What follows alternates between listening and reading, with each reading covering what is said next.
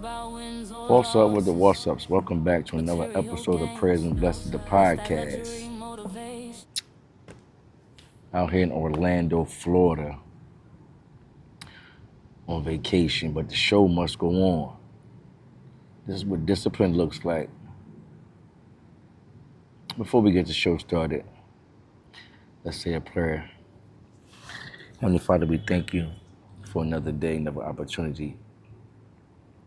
I ask that you let the words roll off my tongue into someone's ears to help them elevate, help them get over the pain, the trauma, and help them heal.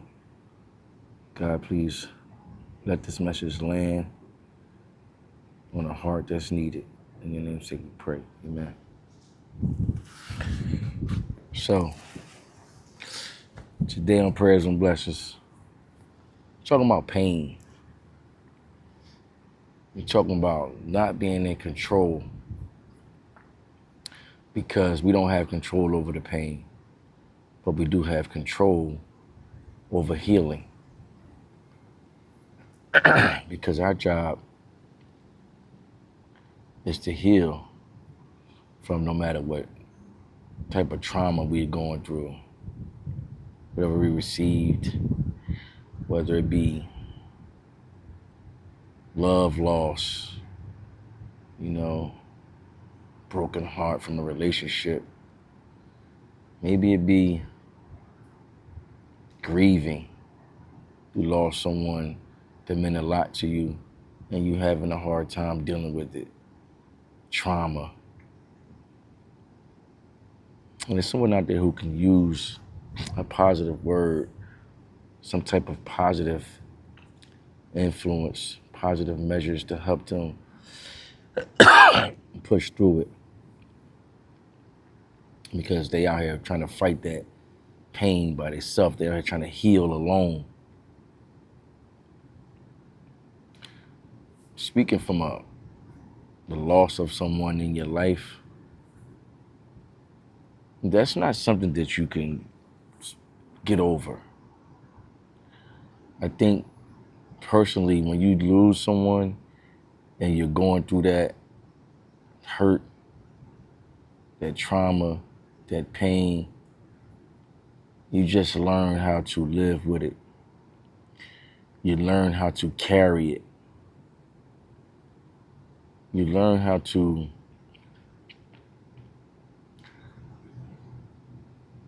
remember the person in a good light, and take some of the things that they have left you with and use them to elevate your life, help you carry yourself through. So when it comes to grief of loss, you have to learn how to carry it. You have to learn how to live with it.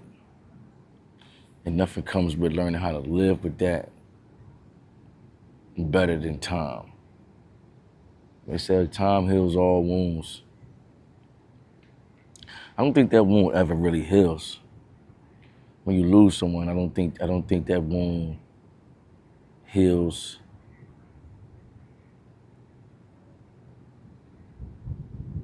You just get, like I said, you get stronger and you're able to carry it more. You're able to carry it better. You know what I'm saying? That weight on your shoulders. You look out in life and you look at the person, because a piece of you is missing. A piece of you is gone. They're probably wondering what I'm looking at, but I'm looking at the palm trees and things that's going on in the background. But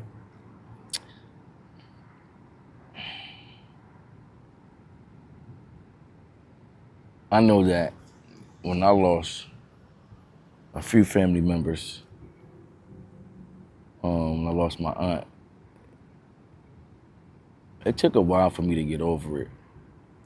And to this day, I'm still not over it. I think I just wear it well. I think I just carry that load. Over the years, it has gotten lighter because I've gotten older. And like I said, I've learned how to how to pick it up and put it on my shoulders and just carry it. You know what I'm saying? I lost my uncle, and that was a devastating blow to me. And sometimes we lose people that's alive. We lose people that's right here on the planet, right? And we have to learn how to carry that. Because I could say that sometimes it's better for you and better for them. You know what I'm saying? Because we all have one life to live, and no one wants to live their life as a burden to no one else. You know what I'm saying? And sometimes it starts the healing process when the sooner you let it go, the sooner you start healing. The longer you carry it and fight with it and try to force things and make them work, the longer it'll take for your healing process to begin. And that's dealing with someone that is alive and kicking well. That comes from relationships. Because when you go through a heartbreak or something, you have to heal from that too.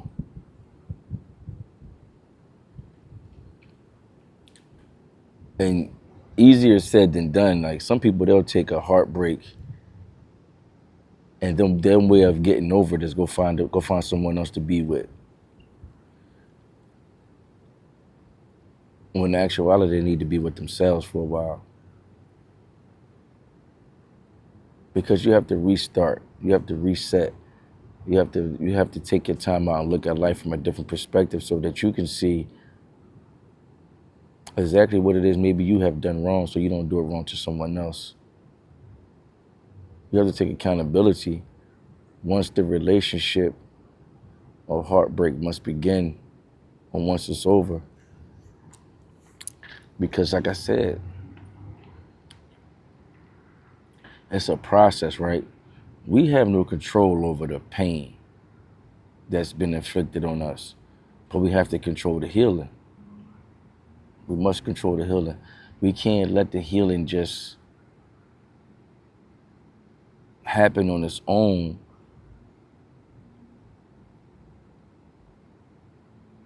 Due to the fact that if you wait for it to happen on its own, you can be one that continue to you can be one that continue to pull the scab back on that wound. Because you're fighting against the healing process. If you're not a part of the healing process, then you're a part of fighting against the healing process.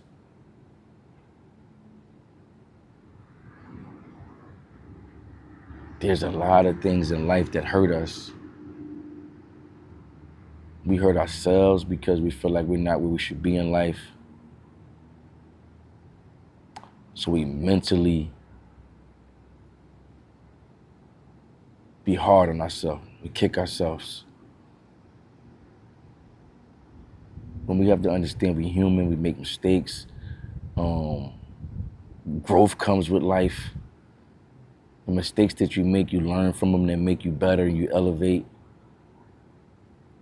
But you have to heal over each segment of your life. You have to understand that. First of all, you gotta understand that you're not perfect, right? Okay, you're not perfect, and it's not always your fault. True indeed, accountability is necessary, but it's not always your fault.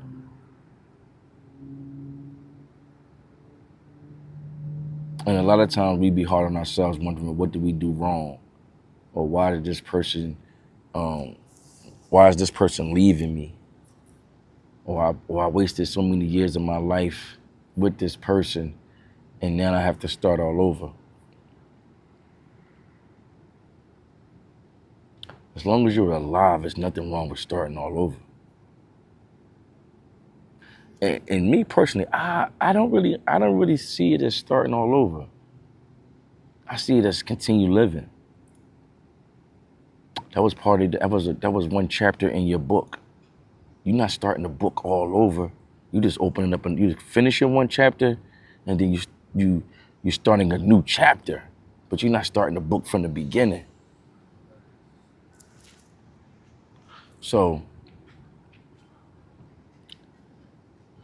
it's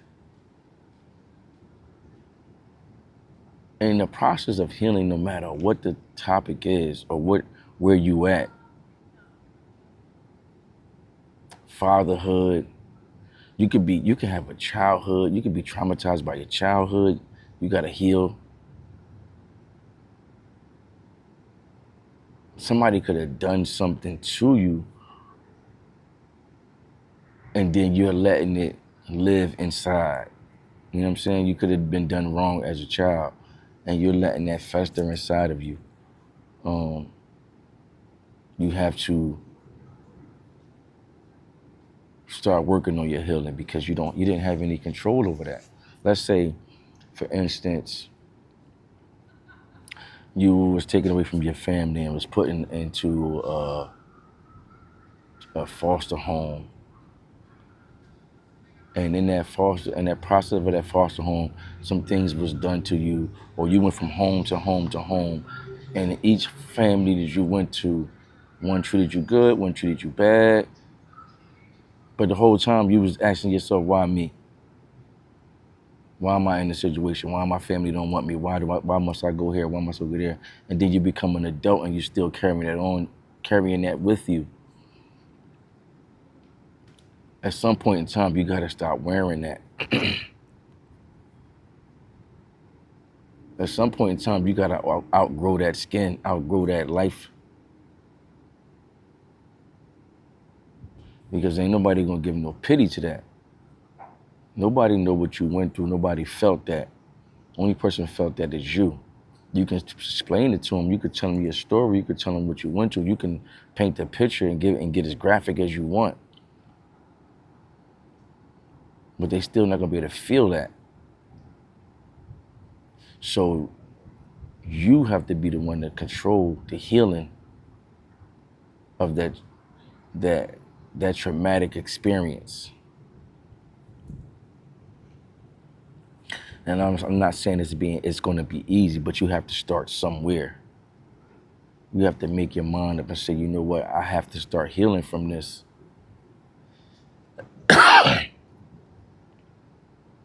Because at some point it's gonna start damaging you. And it's gonna turn you into someone that you're really not supposed to be, or you really don't want to be. An angry individual, walking around angry all the time, or upset at the world, blaming the world for everything that's happened to you. So, like I said, you have to control your healing. And that's with love, that's with grief, that's with childhood situations. Hey, what's going on, big guy? ¿Qué pasa? Doing your rounds, all right?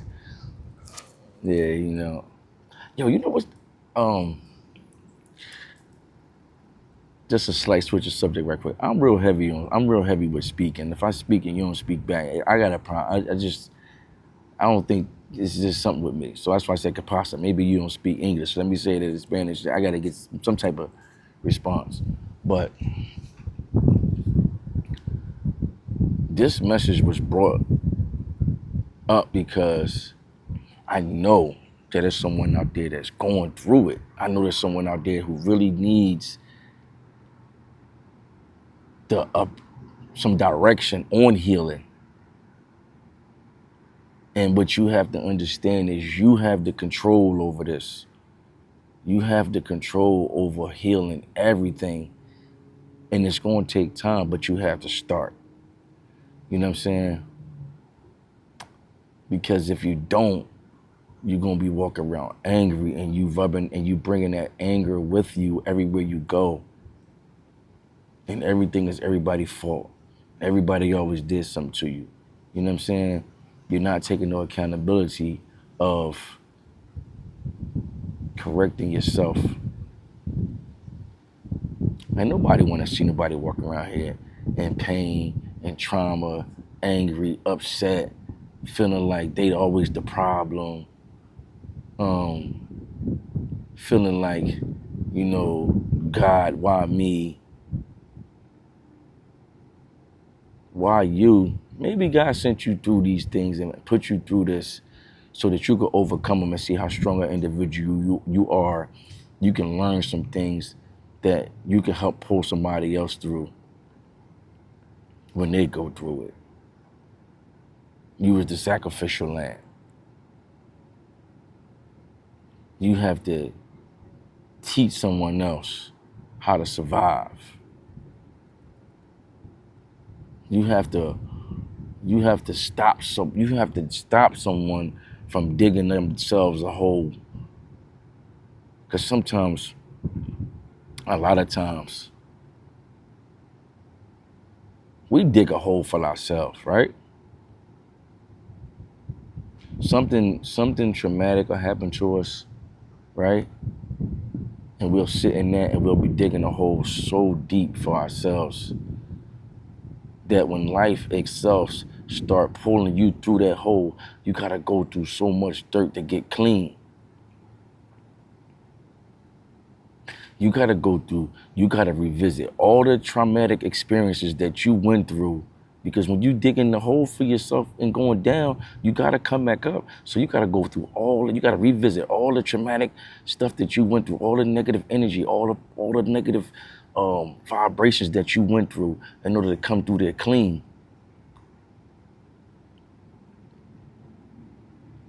So maybe God sent you through some things to help someone else out. I'm not even gonna say maybe. I'm gonna know for sure, because everything He does has a cause and an effect.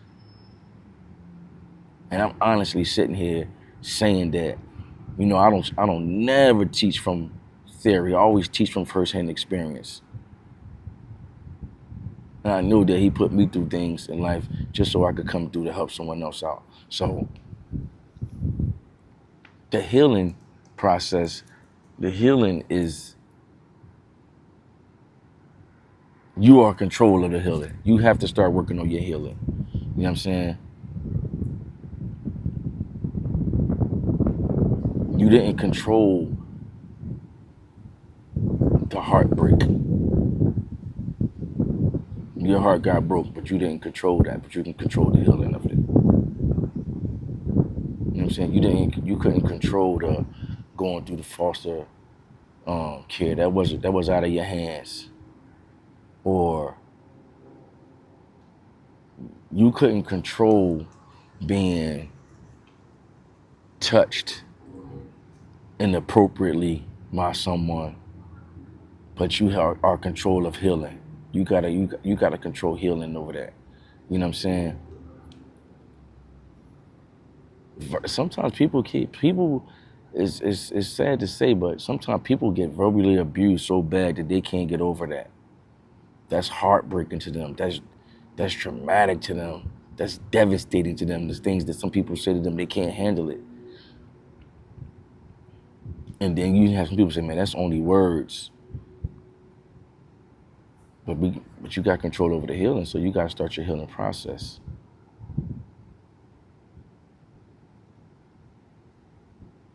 And the way to start your healing process is to get in tune with yourself.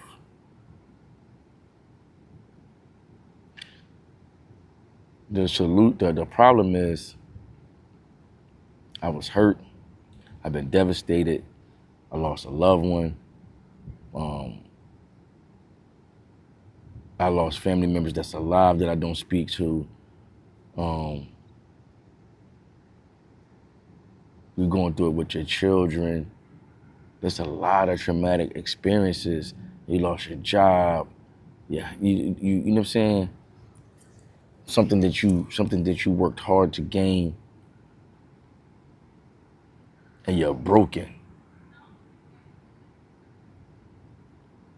You're not broken as if you need to be fixed. You're broken that you need to start your healing process so that you can live better, so that you can feel free, so you can be happy with you. You have to understand, you know, you're not healing for nobody else. They're going to reap the benefits of that. But you're not healing for nobody else. You're healing for you. You're tired of always complaining. You have to get to a point where though you have to get to a point where you're tired of reliving these incidents in your mind. You have to get to the point where though you get tired of being held down by the thoughts, by the mental anguish. Because if you by yourself, right, and the thoughts are racing through your head and it's driving you insane, and there's nobody there with you, that shows you that you have the person. You are the person that needs to take control over fixing the problem. Because there's nobody there that's bringing it up and telling you these things. Is you living in that?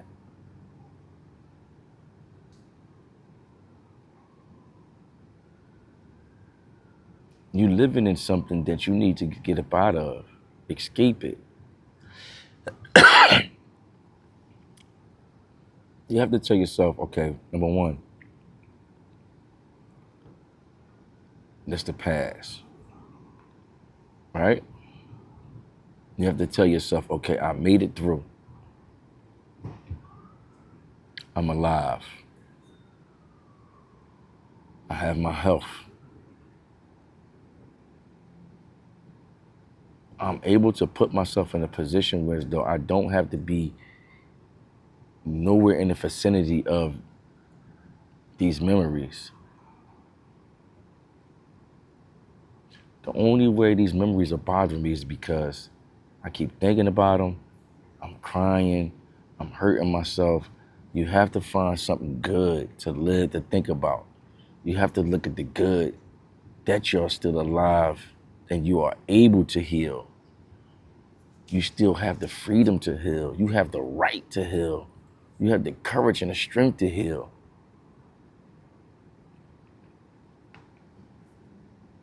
And if you're no longer in the vicinity, or you're no longer dealing with the person or the people not around you,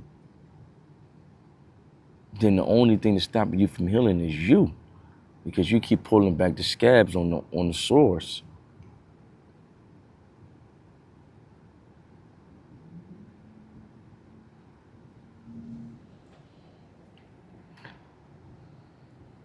I'm gonna say this, and I know this for a fact to be true. Any problem in life that you have, no matter what it is, you are the solution to it.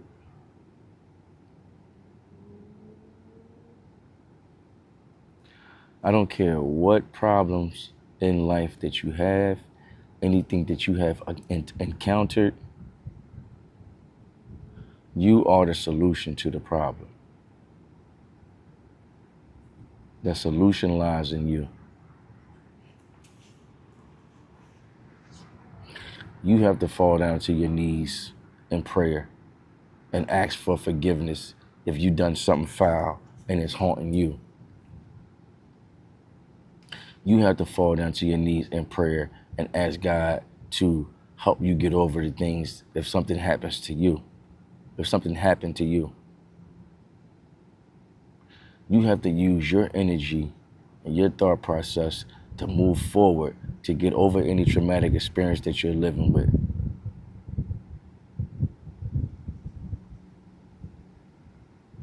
Prayer and action.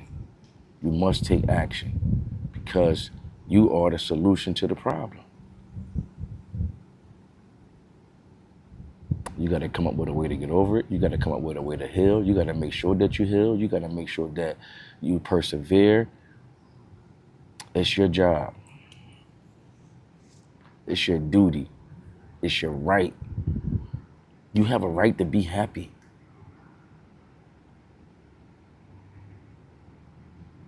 You have a right to smile. You have the right to be happy, be proud of the person that you are.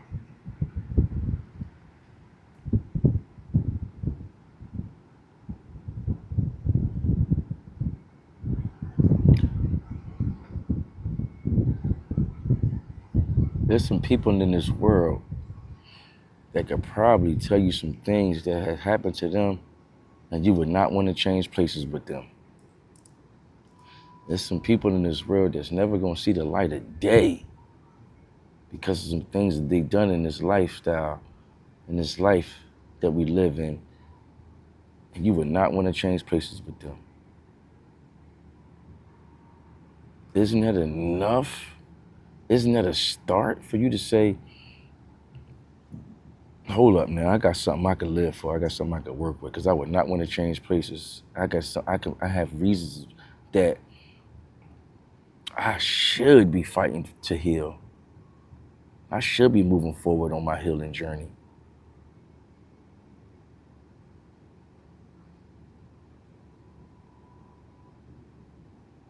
How many tears can you shed? How much complaining can you do about something that happened to you in the past? When do you stop grieving and start living?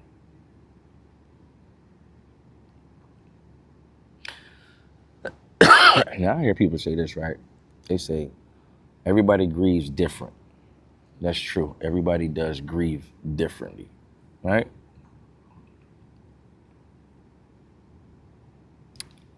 I didn't say grief is something that you just get over like that.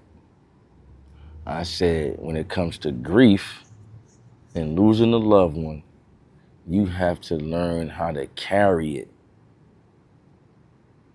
Then when the years pass, you just carry it.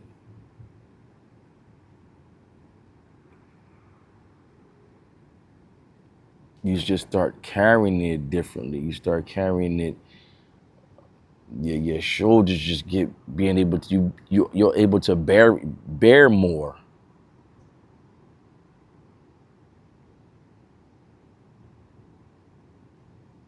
And if anybody know about that, I do.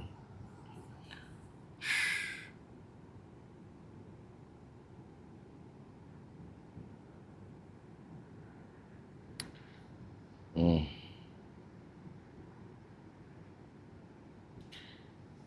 You know, my healing process, right?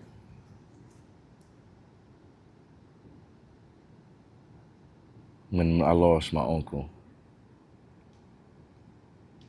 I still don't think I'm healed from it. But as the time goes on, I'm starting to learn how to carry it. Because I look at it from a perspective like, okay, when he left, he was telling me, he seen that I was on a path that I wanted to change my ways, right? So when he seen that I wanted to change my ways and I wanted to do different, he got on me more. And he was like, you gotta change the way you think. You gotta change the way you think. But I had already put that in the atmosphere, right? So in his way of supporting me in the path that I was trying to go on, he was a little bit harder on me. And when I was still doing nonsense. Mind you, I'm a grown man, but I still was doing things that I wanted to, remove myself from. So now the healing process that I'm going through is, like I said, I carry it better, but I also say to myself, what is it that he would have, how, I know he's proud, you know what I'm saying? Because he can honestly say, damn, all right, he's moving in the direction that he wanted to move in, and I know that he looking down saying, I'm proud of my nephew. So that right there helps me heal. You know what I'm saying? I ain't locked in my room, taking it out on people when I see them spazzing. Some people, they they hit on their children, hit on their wives, they go drinking, they don't come home. And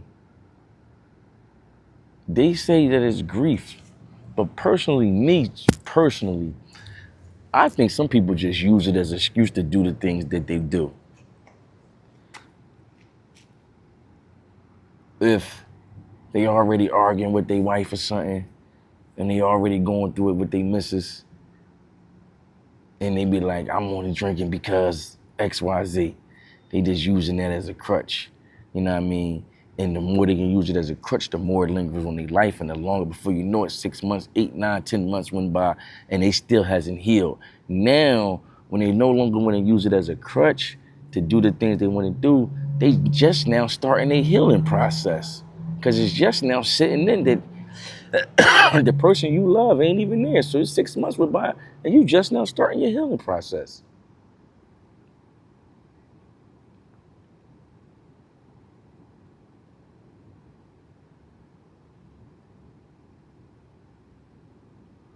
Sometimes you gotta take a walk, man.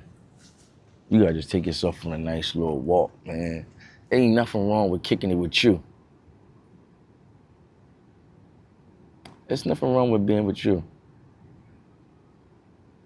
What's his name? Uh, Dang, I can't think. I want to say Aurelius. What is his name? Oh, man. I know he said something about one of the hardest things in life to do is to be you. One of the hardest things in life to do is be you. Because you not being you because you being somebody, you putting on this persona to be accepted by somebody else, right? So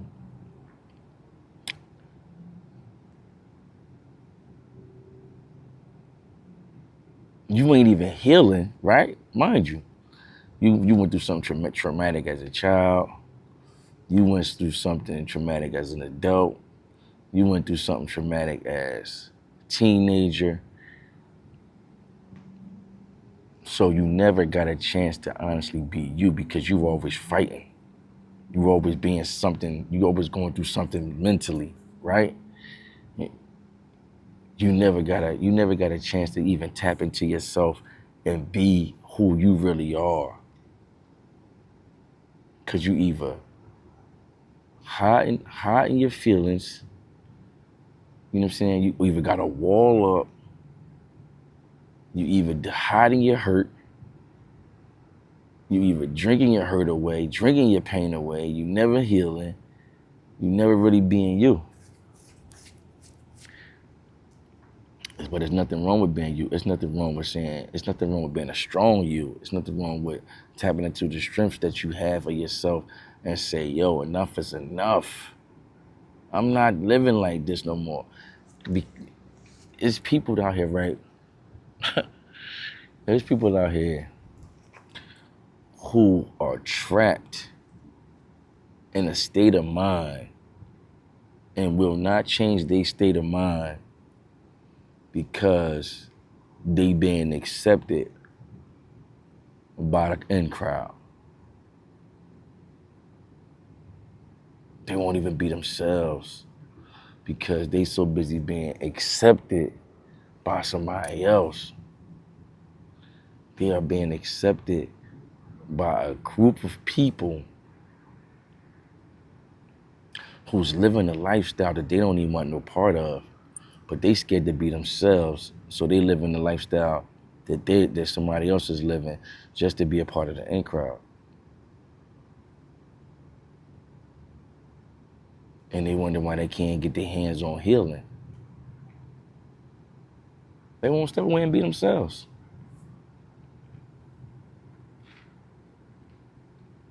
They letting these circumstances control them.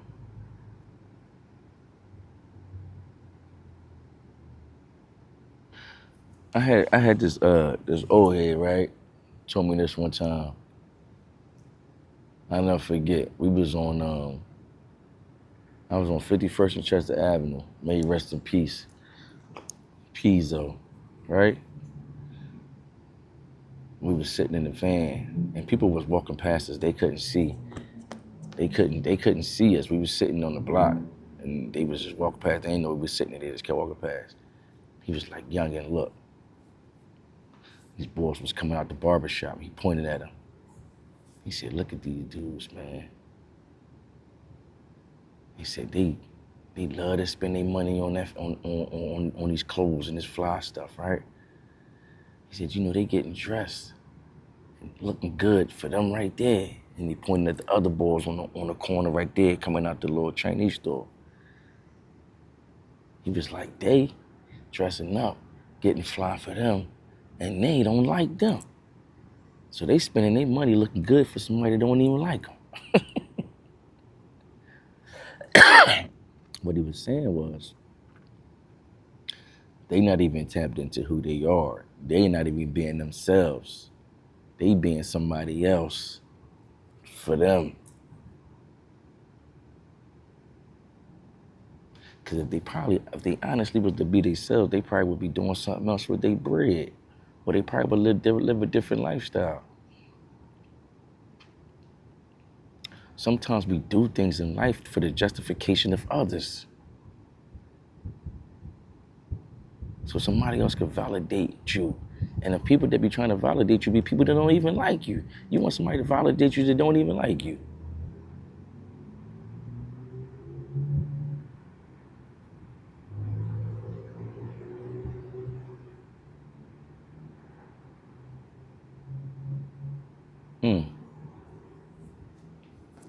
That's wild.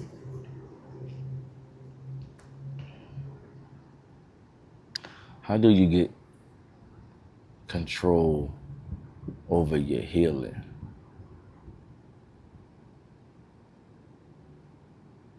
You must start. You must start.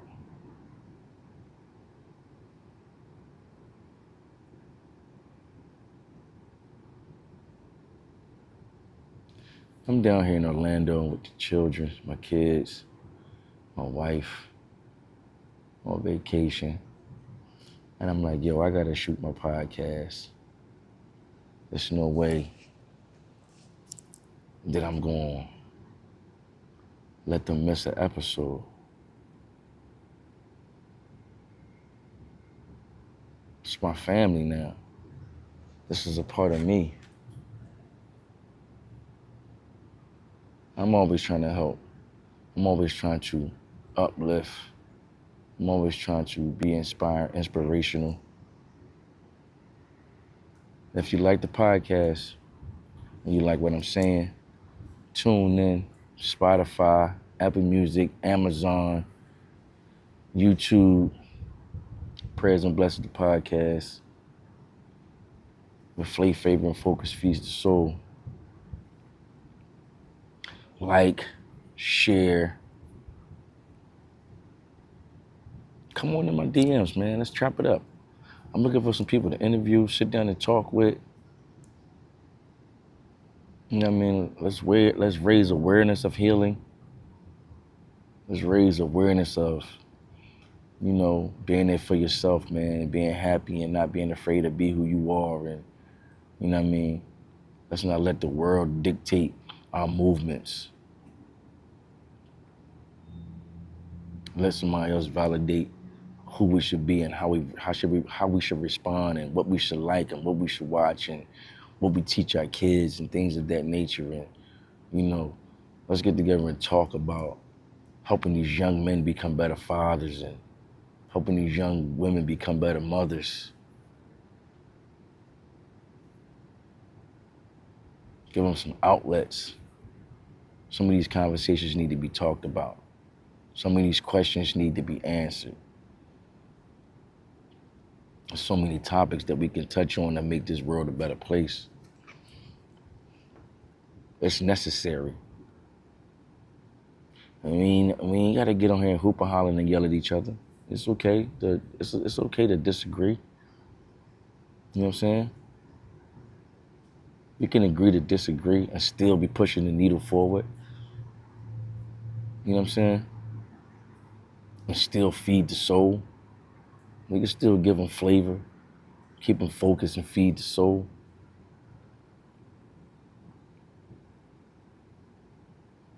Prayers and blessings is the foundation. There's luxury motivation here.